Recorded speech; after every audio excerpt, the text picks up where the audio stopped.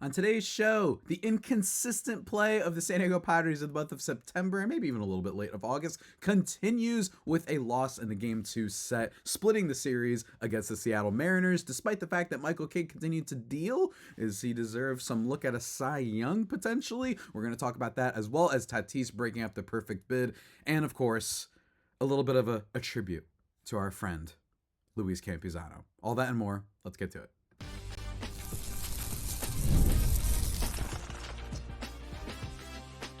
You are Locked On Padres, your daily San Diego Padres podcast. Part of the Locked On Podcast Network, your team every day.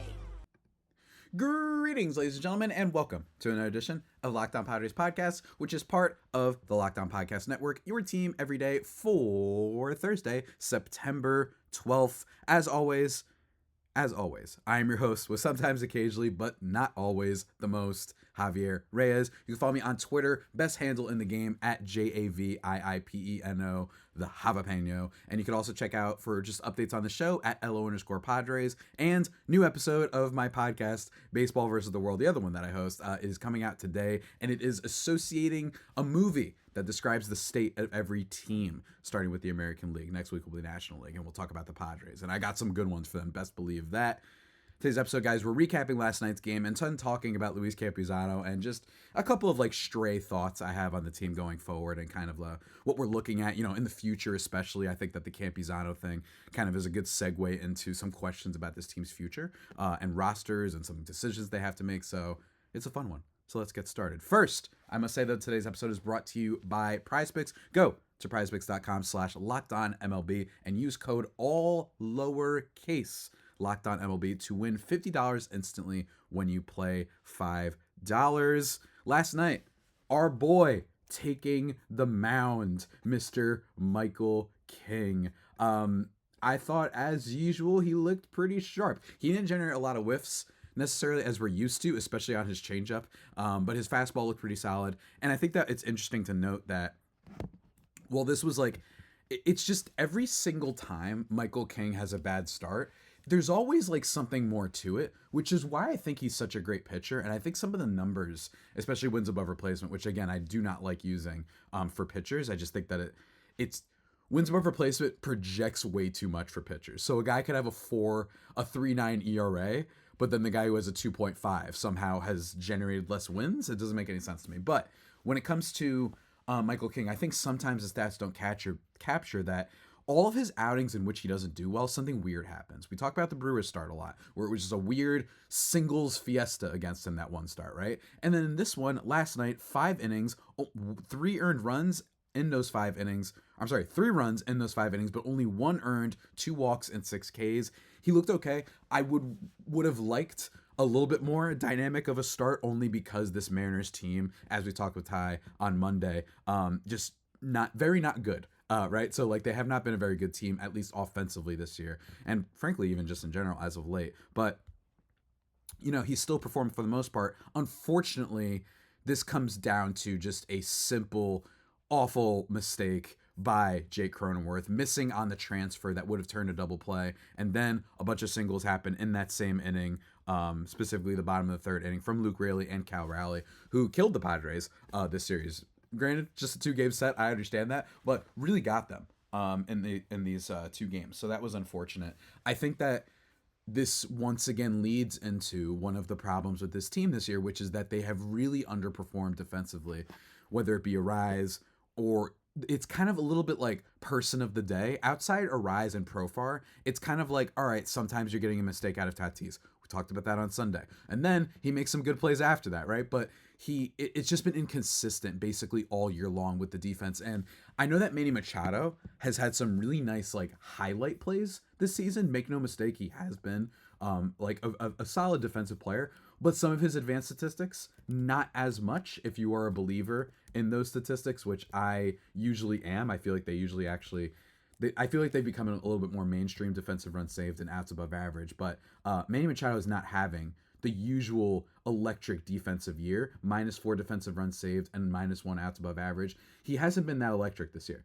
And frankly, I don't know always how the defensive stats especially the advanced defensive stats that I just read to you, how they always capture defense, because there have been some years where I swear Manny Machado is a lot better than he is. I think he can make a lot of plays, but his range, I think that maybe he's lost some athleticism as he's gotten a little bit older. So his defense is good. We're always going to get good defense from him, but it hasn't been as exceptional. I think it has been in past years, whether it be 2021 or it be 2020, or it even be back in the day, certainly with the Orioles when he was just putting up crazy numbers, like 27 defensive runs saved, platinum glove quality stuff, right? So Manny Machado, I think that his defense has been still okay. I don't think he's bad. Let me be very clear.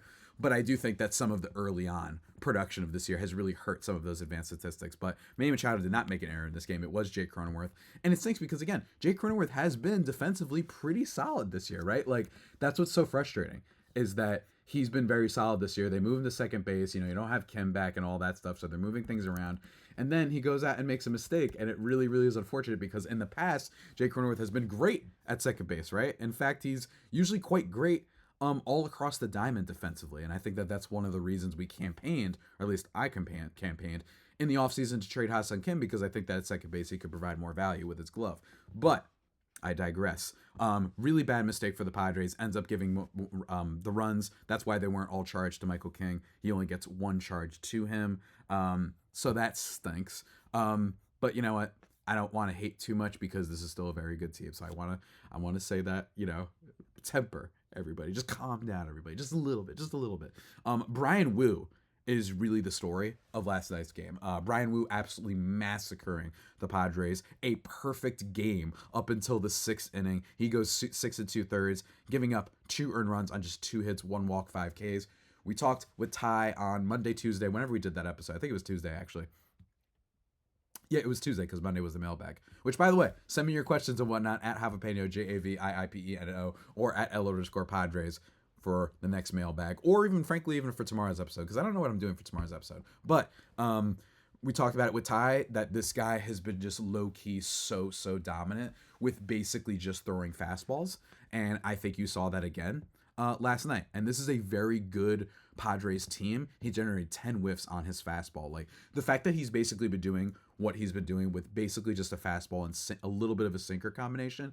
Look, it's a new pitcher. We've all seen over the years that the Padres aren't very good against young new pitchers, especially a young new pitcher that's good in Bryan Woo. So I'm not super surprised by this. But of course, still a little bit unfortunate when the Padres are trying to get a little bit of an oomph. It almost feels like, not the team, I'm not saying the team is, but like the universe is like, all right, Padres, you made the playoffs, but that's all you're going to get. You know what I mean? You're going to have a good season. You're going to maybe potentially break that 89 win threshold, first time in Preller's tenure, but you're not going to be like taking it over the division, which is unfortunate, because that would be really fun if they did.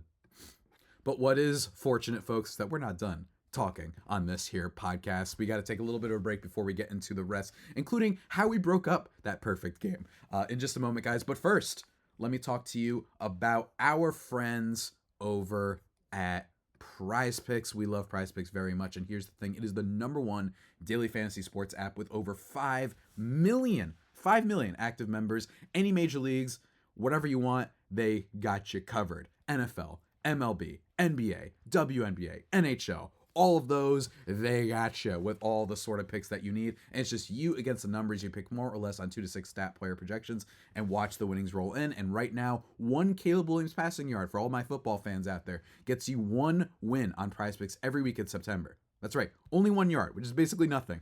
Gets you an automatic win every football weekend in September. 4 weeks of free W's. You don't want to miss out on that.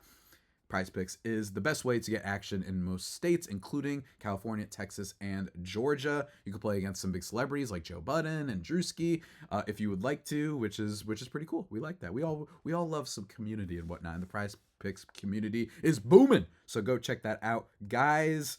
And let me tell you, despite the fact that we are, things are cooling down in baseball, all the other sports are heating up. NBA is going to be here. You got NFL, you've got WNBA, you've got all sorts of things going on. So stick tuned to Prize Picks. Download the Prize Picks app today and use code LOCKEDONMLB and get $50 instantly when you play $5. That's code LOCKEDONMLB on Prize Picks to get $50 instantly when you play $5. You don't even need to win.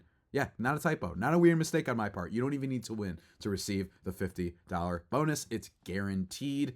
Prize Picks, run your game.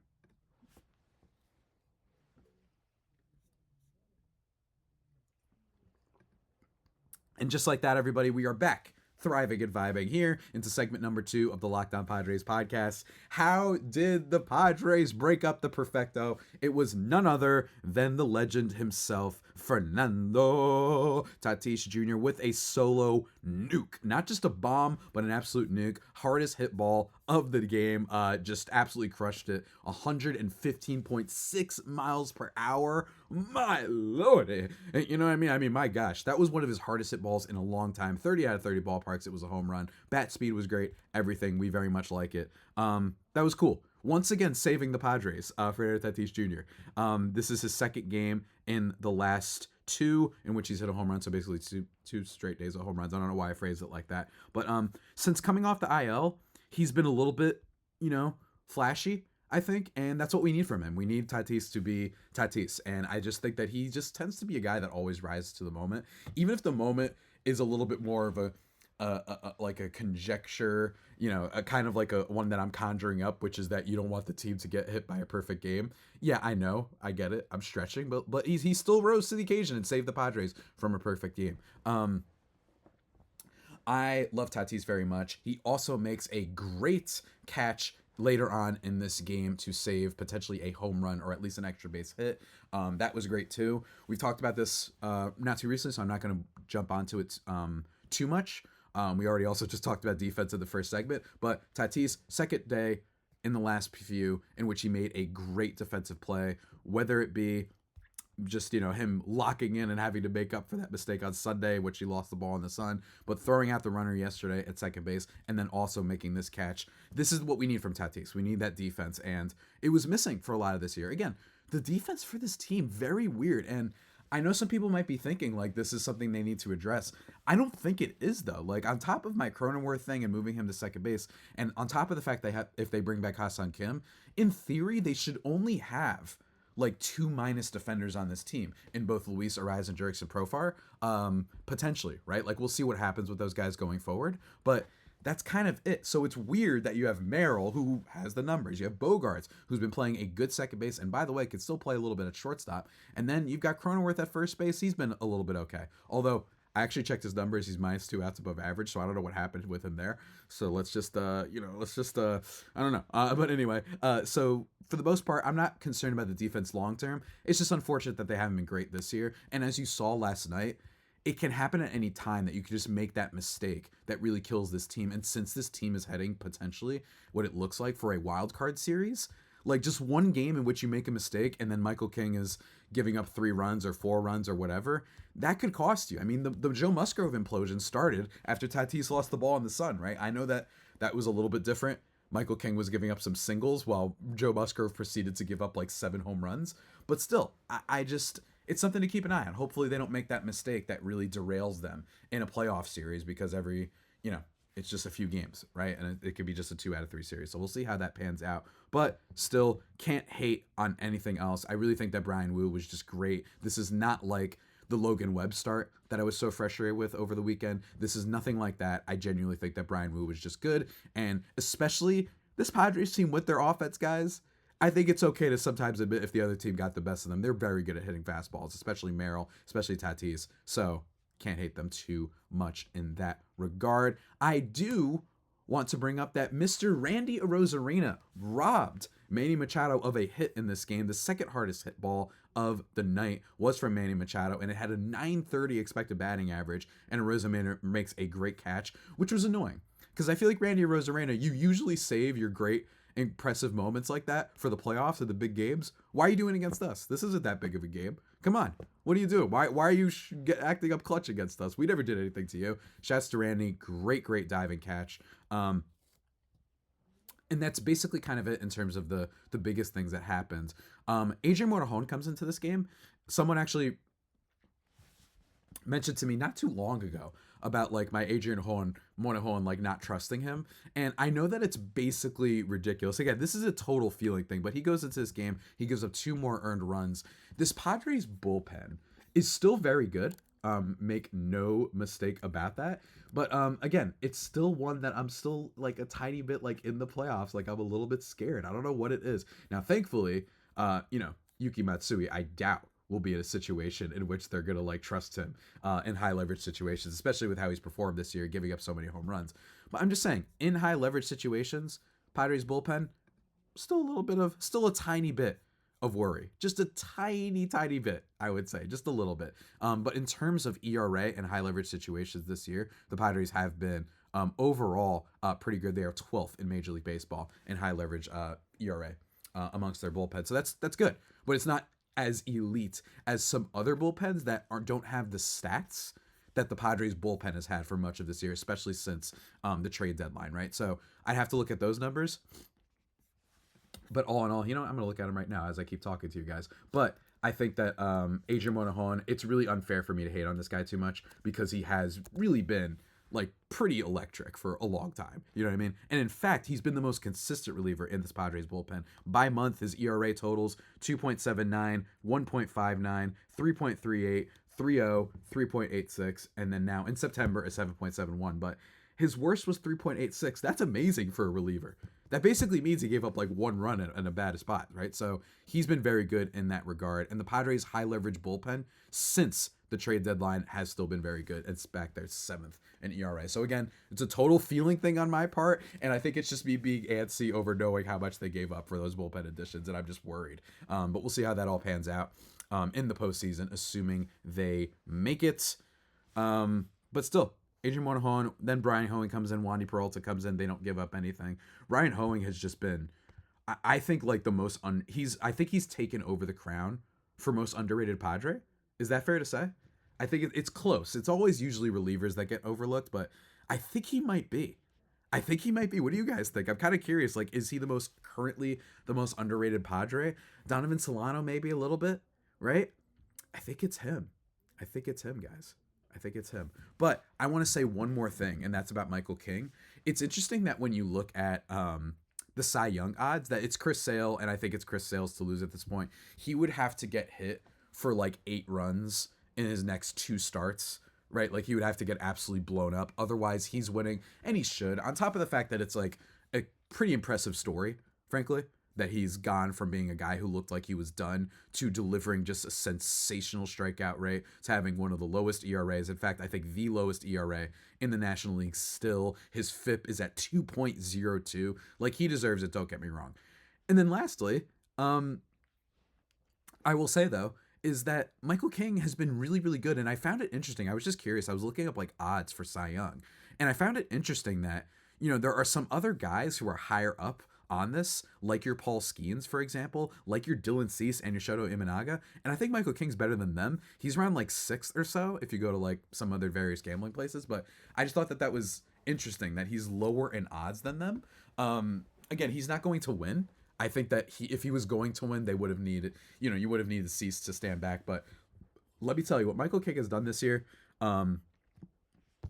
has been really, really impressive, and the fact that he's never thrown this many innings really before, and he's still been able to be consistent, just genuinely astronomical stuff, right? Like, yeah, does he walk a little bit of batters, but he's going to finish the season probably with more than 200 strikeouts. He's at 191 right now, and he's got an ERA of 3.06, and the FIP is pretty good. So I'm a little bit surprised that someone like Imanaga, who doesn't get nearly as many strikeouts as him, is ahead. And then Dylan Cease is another one. Dylan Cease, you guys have been watching him. He's had some months where he's been absolutely awful, which is why I hate wins above replacement when judging pitchers, because my thing is like, Michael King has basically been a guaranteed quality start for like what feels like months now. In fact, every month his ERA, I'm just going to read it to you right now, 4.71 in April. We all know what happened there. Crazy home run stuff. He was bad to start. 2.67, 1.82, 2.73, 1.64. That's like a fringe Cy Young guy. He's going to finish in the top 5.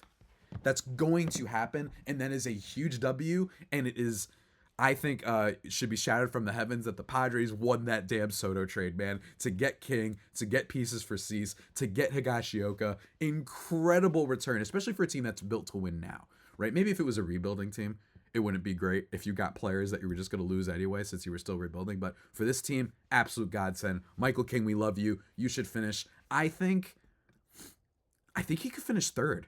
I think he could finish third in Cy Young voting. I know that guys like Imanaga and Skeens have a little bit more like media bias towards them. Imanaga being, rookie, especially, like that's always fun. Don't get me wrong. I don't want to hate on him too much. But in Chicago Cubs land, and then Paul Skeens, we all know about that for my Jackson Merrill lovers. So I think that it's possible they finish above him, but I don't think they should. I really think it should be Michael King. This guy has been electric for months now. And yes, the FIP says 3.4, but that's good. That's a good FIP. It doesn't have to be minuscule for it to suggest that he's not getting overly lucky. But anyway, I've been going down a weird tangent. We're going to conclude things and talk a little bit about the future of the Padres, and especially one Sir Luis Campusano. This is going to be tough. Get your tissues out, everybody, because I take no joy in what I'm about to say. But first, let me just take a second to talk to you about the good folks over at Tonal. That's right, we've talked about them before, but for those who thrive on getting stuff done, including workouts, every minute counts. That's why you need Tonal, the smart strength training system that takes the guesswork out of working out so you can make sure you're making the most of every rep. When life gets busy, things can get stressful, so you're going to need the helpful stuff over at Tonal. It is the world's smartest and most effective strength training system that helps get you stronger. Powered by AI, Tonal learns with every rep so it can deliver workouts personalized just for you. It learns from your movement and provides suggested weight recommendations for every move with detailed progress reports. They even create personalized programs and workout suggestions or recommendations based on your individual goals. It's like having a trainer at home with you. Really, really cool stuff. And whatever your level is at, from professional athletes to some schmuck like me to a mom of 3 who's already balancing so much, they are ready to curate a great workout for you. Right now, Tonal is offering our listeners $200 off your Tonal purchase with promo code LOCKEDONMLB. That's tonal.com and use promo code LOCKEDONMLB for $200 off your purchase. Tonal, TONAL.com, promo code LOCKEDONMLB for $200 off. Go check it out.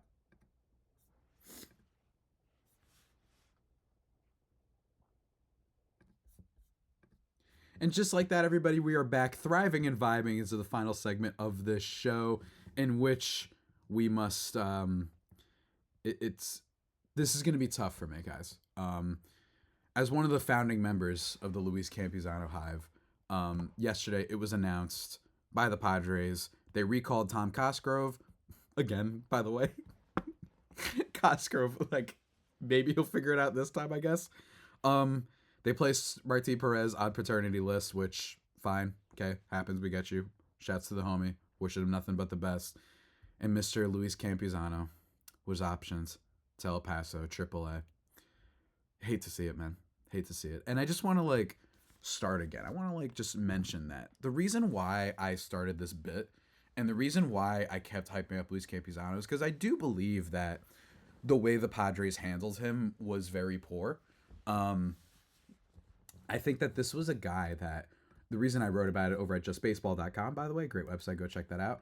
One of the reasons that I was so perturbed by the way that the Padres kind of managed him was because this was a guy who basically, when he was in the minors, he basically at every level just hit, right? Fundamentally, he just kept hitting.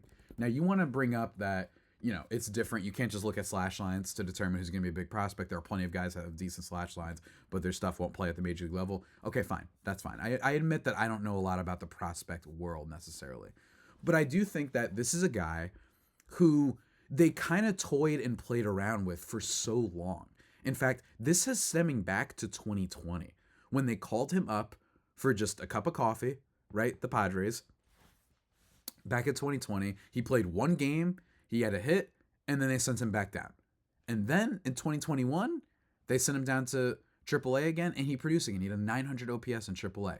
Then they call him up to the Padres. He plays 11 games, and in those 11 games, if people don't remember, they were using him in the most ridiculous way possible, where he would never be used consistently, and he was being used as like a pinch hitter against Kenley Jansen in the 9th inning. Now, I understand they had a bad roster issue back then, but that's the whole point, is this was really bad roster management. How are you pinch hitting this guy against Kenley Jansen in the 9th inning? Oh, so the best relief I wonder how that's going to go. And he struggled mightily. 272 OPS. That's atrocious. It's atrocious. It's like the worst catching number ever. Granted, it was just 11 games, but that was it. Then they sent him back down to AAA again. And this is where the hive really, in my opinion, started. Right? And that is, he goes back down to AAA, 846 OPS. He's doing very well. He's not hitting for like the ultimate amount of power, but 14 home runs in 81 games is not too bad. He's doing well. They call him back up in 2022 for 16 games in which he plays really inconsistent time, right? And this is where I was starting to get frustrated, because in 2022, if people don't remember, the Padres had a giant issue of Austin Nola, who just could not play. And I understand what people are saying. Well, Campusano is not a great defender. Neither was Austin Nola. Austin Nola was actively a really, really poor catcher who also didn't hit. So I didn't understand, folks, this idea that Austin Nola had to be up there because Campusano is so disastrous defensively. In fact, in 2022 and 2023, in fact, he was also quite bad. He just never provided anything all that good defensively. And that's what I had such a problem with, right? This is a guy with negative defensive runs saved basically all the time, right? -6 in 2022. Framing, he was -12, right? Fielding runs and value and runs, all that stuff, combining everything, he was negative. And the year after, he was negative 2022. So my thing was, I understand if you don't want to start Luis Campusano because of the defense. That makes total sense in 2022, especially, you got a playoff run. I get that.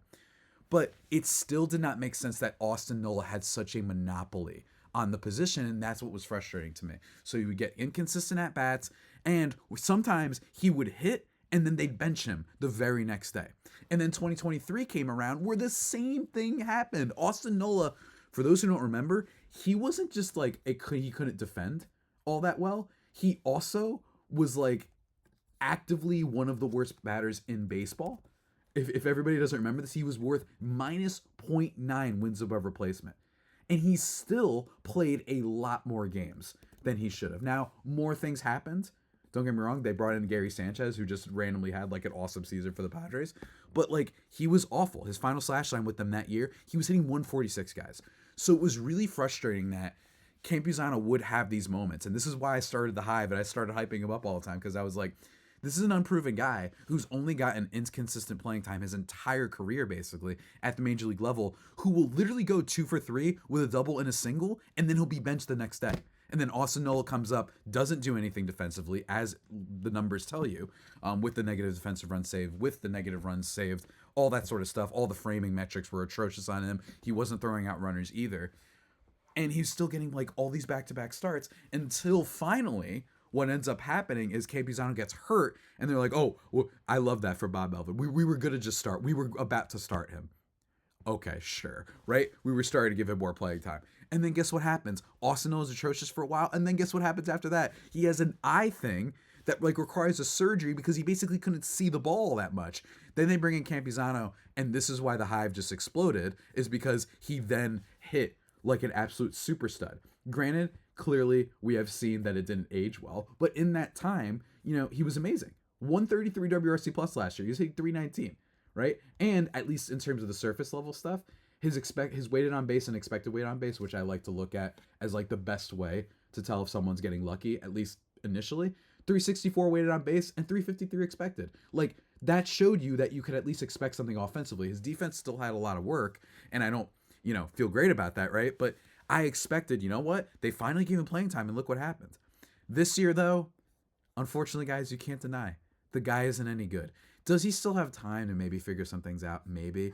Is he a change of scenery candidate? Maybe. But this year, he actively destroyed the Padres. Guys, in 4 games that Elias Diaz has played, he already has more wins above replacement than Luis Campusano, who is currently sitting at -0.4.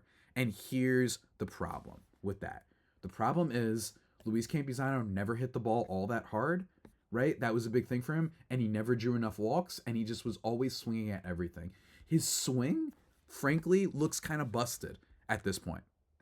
It seems like he can't extend the bat to all areas of the plate. It seems like he tries to pull pitches that are way outside. He just looks a mess. He's throwing his entire life force into swings. It just doesn't look good. It looks like the path to the ball is way too prolonged. He just looks absolutely messed up. And I still the Hive member in me is still like, I still blame the Padres for a lot of this. I just really think that they haven't managed him well and they haven't developed him well. But granted, there's no excuse for it. He has been atrocious defensively. That to me is the bigger deal here. The bigger deal for Luis Campusano has been that I thought he could be an X factor for this team. And by the way, in the first month of the season, he was. First month of the season, Luis Campusano was actually hitting quite well.